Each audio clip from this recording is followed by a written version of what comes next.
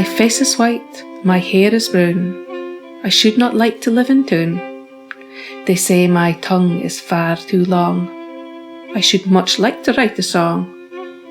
I like to ride and climb the rocks, and in this way get many knocks, for I am wild as wild can be, there is no taming can tame me, and I go by the name of Wildie.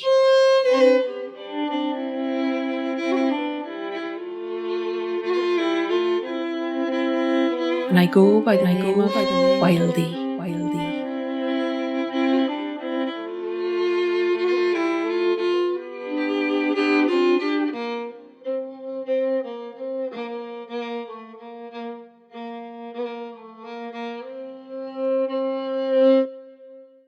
Bold Wildie. Even at 10 years old, Jessie Edmondston Saxby was already writing and expressing her female self, and was to live a long and turbulent life in which she documented her own lived experiences throughout her writing. I connect to her in many ways, as a Shetlander biding sooth, as a fellow creative, and as a mother of a long wished for child. And I celebrate the ideas of home, whether real or imagined, motherhood and family, and contrast this with ever-present voids or empty spaces filled with those who are no longer with us. Children, siblings, parents, just out of reach and conjured up by a memory, a meaningful word, a lullaby, a sketch, a piece of clothing, a photo, a musical phrase, or some bird song, all keeping our loved ones close by.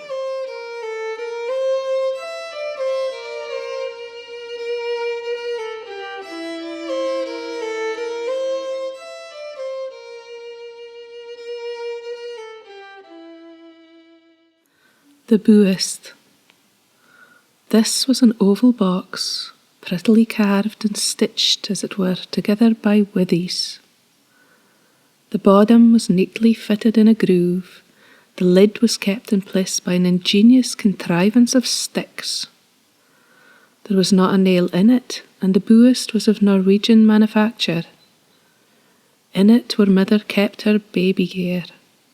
Some of the caps and dresses were much the worse of wear, having enfolded one after another 11 troublesome pleasures, as she laughingly styled all babies.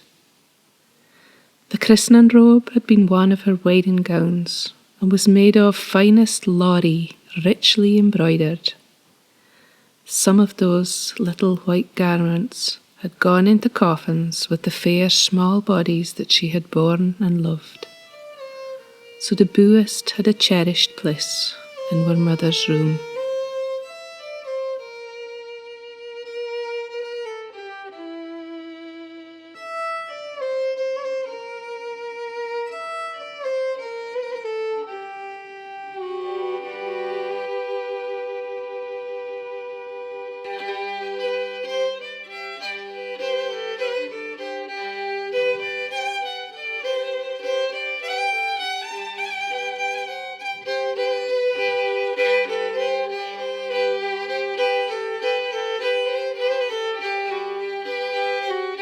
On fine summer days, the naturalist would often effect a disappearance by simply stretching himself at full length in a field of grass.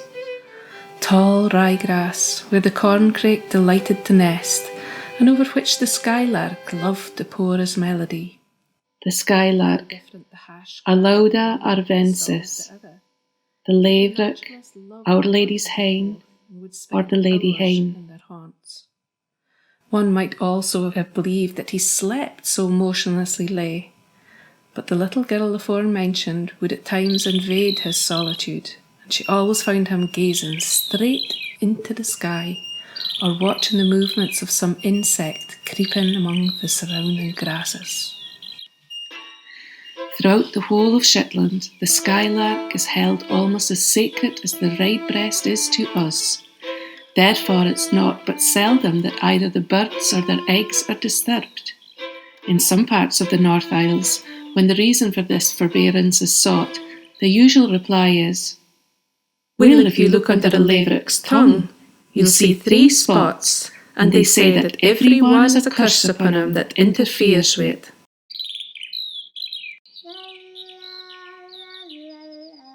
Sometimes she would sing in her sleep, sweet musical notes like those of a tireless skylark. I can liken it to nothing else in this world. Very likely the angels often sing so. They've never heard anything so beautiful, so wistful, so touching, so happy as her voice in those times. And waking in the dark, solemn, still night to listen, one felt like a saint who passes by the golden gate, catching the first strains from about the throne.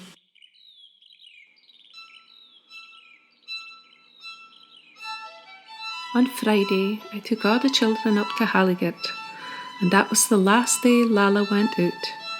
And the picture of her as she walked beside me o'er the fields where her dainty feet were never more to trip so lightly is so vivid with me now that I want you to see it. She wore her scarlet cloak and black beaver with its scarlet feather, and her long, soft, dark hair was floating back over her shoulders, her eyes swimming with that deep, tender expression which was their chief beauty. Her rosy cheeks and pouting lips were filled with smiles of happiness.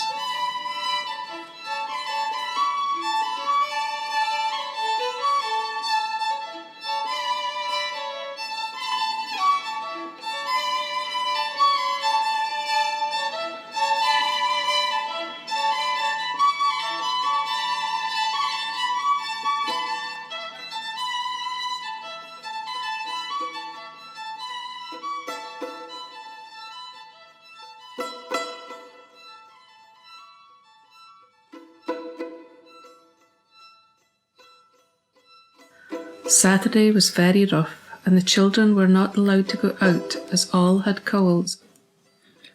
On Wednesday, Lala was quite better. On Thursday night, her cough became bad enough to alarm her papa very much. I felt no real alarm until Friday evening, when I was holding her in my arms and she suddenly looked up and said with such a holy, placid smile, "Whenever I'm ill, Mama, I always feel Jesus near me, and I very often hear him saying, 'The Lord bless thee and keep thee.'"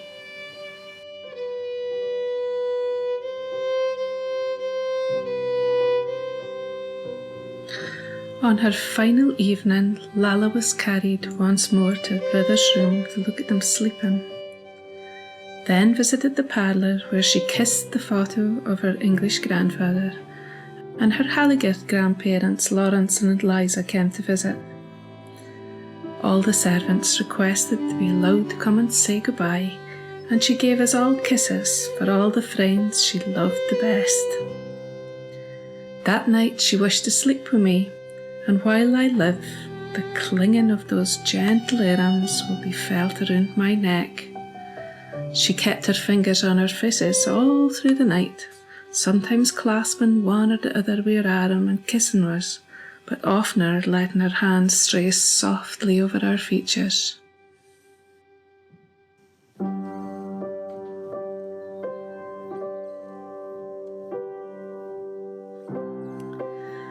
My strength was beginning to fail, for a child of her age was no lightweight to carry constantly, and I had oftener to relinquish her to Harry or Ellen for a while. But she didn't seem content until she could keep her eye on mine, so I walked beside her, and generally, though pleased to have them hold her, she would lift herself up and return to my arms, clasping me with so close a hold. Her eyelids drooped low, but the dark eyes still shone clear and followed every movement of my head, and when the soul that was their beauty left them, they were still looking into mine.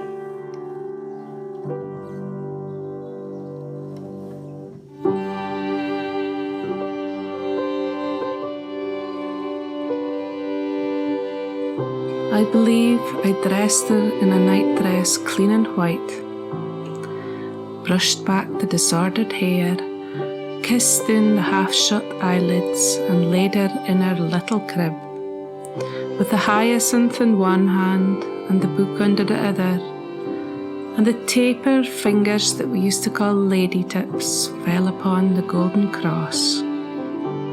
Her patched counterpane was placed over her as usual, and then the three who had been sharers with me in all came in to look upon her lovely slumber.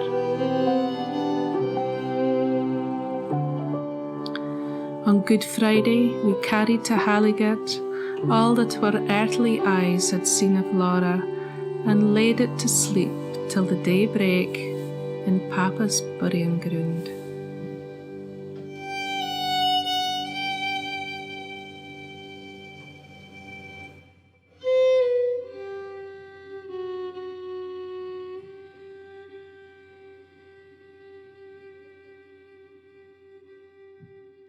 Can you describe to me what you think heaven is like? I think it's this beautiful place with fountains of gold and people that have moved past in life. And, well, some people in your great-great-great-great-great-grandma's family that you've never ever heard of. It's just so magical up there. Maybe people can float up in the air and look down.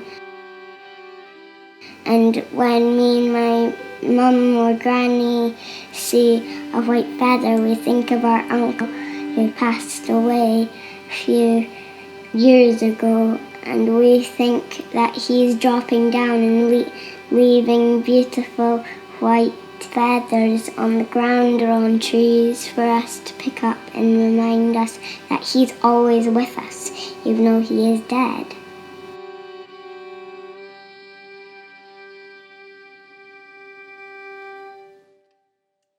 Love never ends.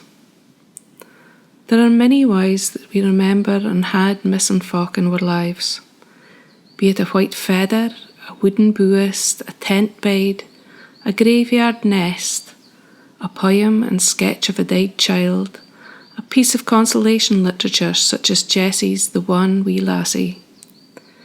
Precious memories kept in cherished photo albums, peery boxes and drawers and family bureaus, or perhaps captured and enlivened in a fiddle tune.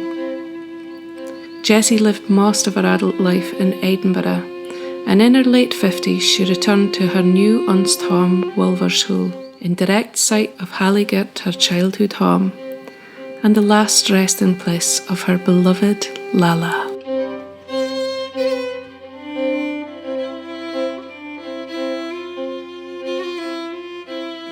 'Twas a day in spring when our darling came. She came with the first fair flowers, a blossom of promise, a floweret rare, a sunbeam to gild dark hours. She seemeth to me like the fragrant breeze that follows on April shores, and holy and pure as the angels be is this dear daughter of ours. She nestles herself in our innermost hearts, our bird in its home bower, and there she will reign like a queen for aye, her love our richest dower.